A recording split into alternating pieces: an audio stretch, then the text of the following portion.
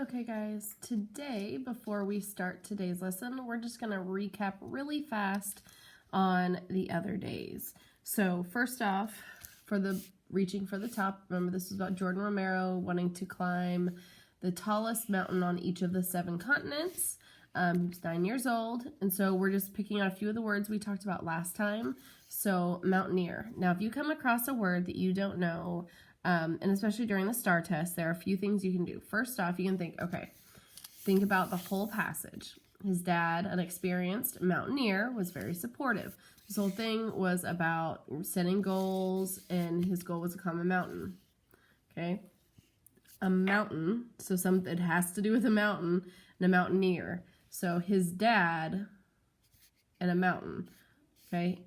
If he was his dad, an experienced mountaineer, so a mountaineer should be somebody that climbs mountains. Okay, if it didn't give you any context clues like that and you've read all around it and it still doesn't make sense, you could absolutely go look it up in the dictionary. Okay, you are going to be able to use a dictionary on the reading star. Okay, the other one, naysayers. All you naysayers, I'll show you. Remember, we said naysayers was somebody who always says you can't do that.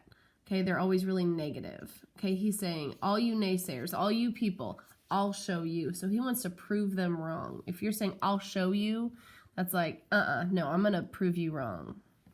So naysayers are somebody who say you can't do it and are very negative.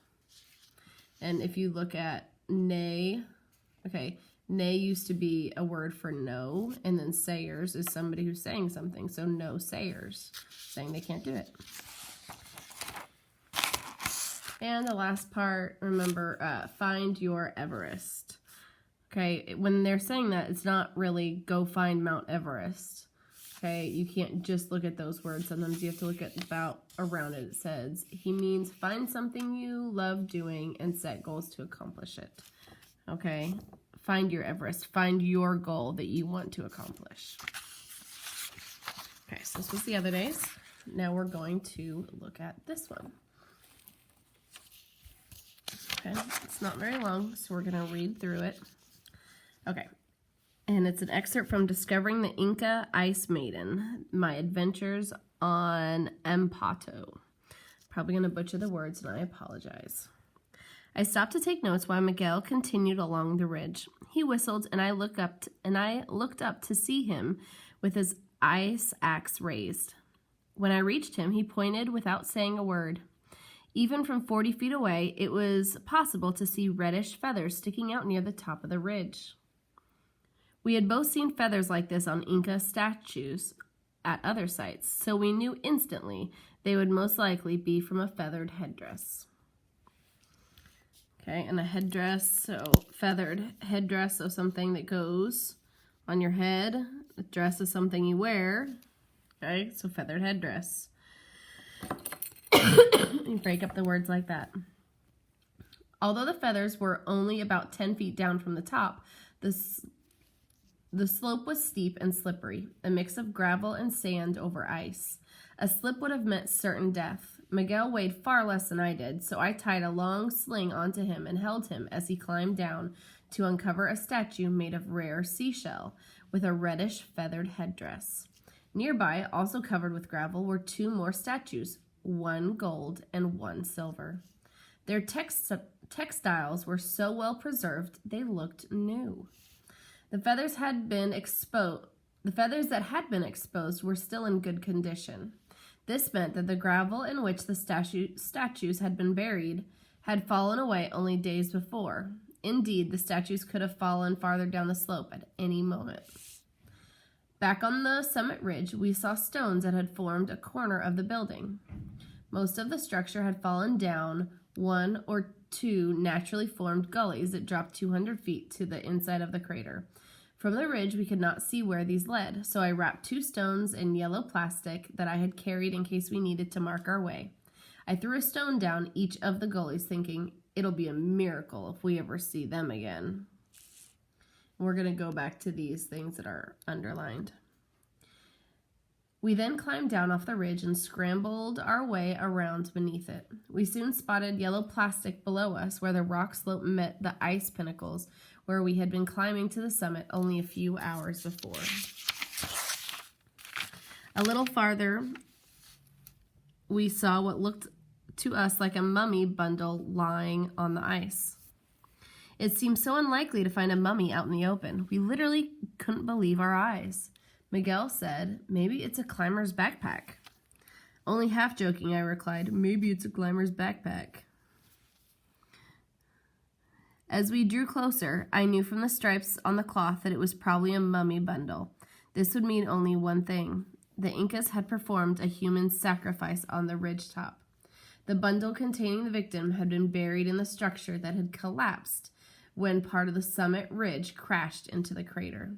I knew that even a partially frozen body would be invaluable for science.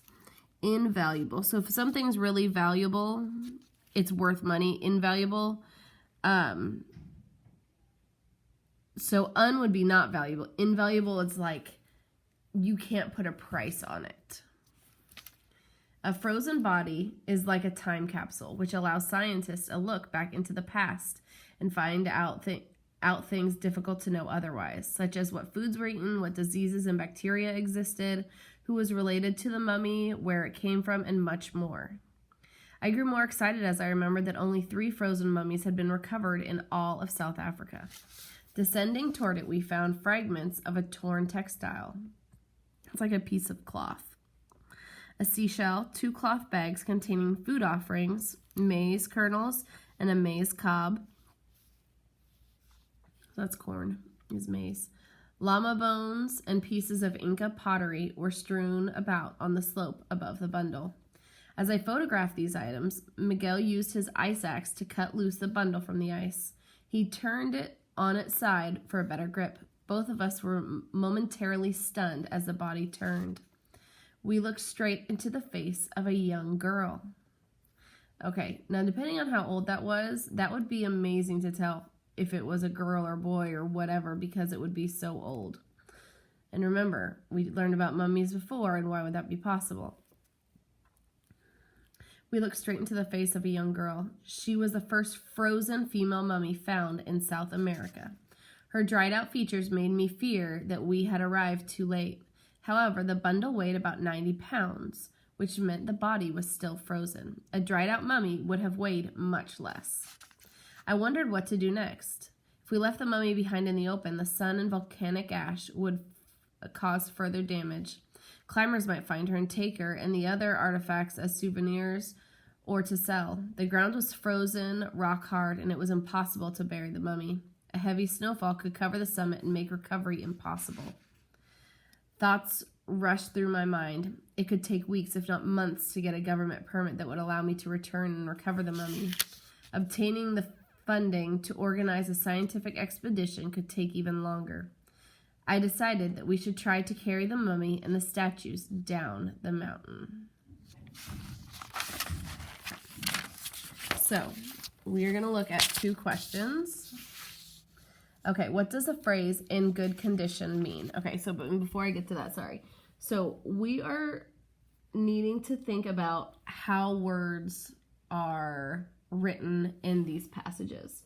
So when the test makers ask you about the meaning of an expression, it isn't always wise to rely on what you think the expression means, okay? Just because, in good condition could mean this. Well, make sure you are looking at the clues and not just at those words and the words right around it, but that whole meaning of that paragraph and that passage to get the bigger sense of what is going on. Okay, so what does the phrase "in good condition" mean in paragraph 5? Okay, so in paragraph 5 suggests about the feathers.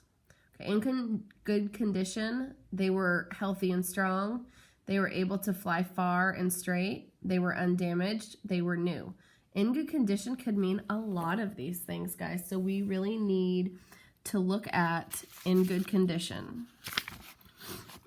Okay, the feathers that had been exposed were in good condition. This meant that the gravel in which the statues had been buried had fallen off only days before. Indeed, the statues could have fallen farther down the slope at any moment. Okay, and they were saying they look well preserved. So we know they were able to fly straight. Okay, yeah, we are talking about feathers, but they're on a headdress, so they're not going to be flying. Healthy and strong, okay? They were undamaged, they were new. Well, we know they're not new, right? They're artifact, undamaged or healthy and strong. So based on this paragraph right here, paragraph 5, they had been exposed but were still in good condition because the gravel had moved away. We're going to say it's C. They were undamaged. And then what does "it will be a miracle" mean as it is used in paragraph 6? So something supernatural will happen. Seeing the yellow plastic again will be lucky. Finding the markers will save their lives, or locating the wrapped rocks is expected. Okay, all of those could be considered the same good answer, but we need it for paragraph 6. Okay, so back on the summit ridge, we saw the stones that had formed a corner of the building. Most of the structure had fallen down 1 or 2 naturally formed gullies that dropped 200 feet to the inside of the crater. From the ridge, we could not see where these led, so I wrapped 2 stones in yellow plastic that I had carried in case we needed to mark our way. I threw a stone down each of the gullies, thinking, it'll be a miracle if we ever see them again. Okay, something supernatural will happen. Has nothing to do with that. Locating wrapped rocks is expected. Is it expected when it's a 200 feet gully inside that crater? No. Finding the markers will save their lives, or seeing the yellow plastic again will be lucky. It will be a miracle if we ever see them again. Well, they want to, but it didn't say anything about saving their lives, so it'll be lucky. BB would be the answer. Okay, so you are going to now go on and read the passage, The Story of Chocolate, and then answer the questions that is in the last slide for that.